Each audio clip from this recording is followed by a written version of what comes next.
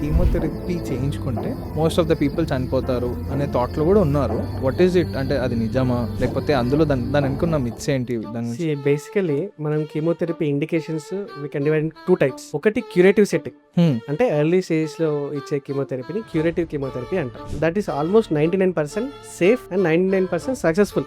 Okay, ఎవరు కూడా curative setting లో కీమోథెరపీ ఇస్తే చనిపోరు. వెరీ రేర్ అడ్వర్స్ రియాక్షన్స్ తప్ప ఎవరు చనిపోరు.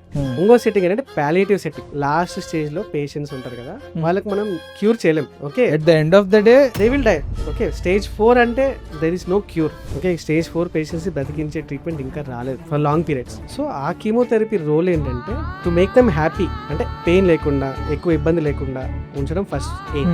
సెకండ్ ఎయిమ్ ఏంటంటే increase the life span. So ఏమవుతుందంటే స్టేజ్ 4 పేషెంట్స్ 3 నెలలు చనిపోయి 6 నెలలకు బతికిస్తాము, చనిపోతాడు. సో అది ఎట్లా అంటే ఒక మిత్ అయిపోయింది, కీమోథెరపీ ఇస్తే చనిపోతారు, కీమోథెరపీ ఇస్తే చనిపోతారు.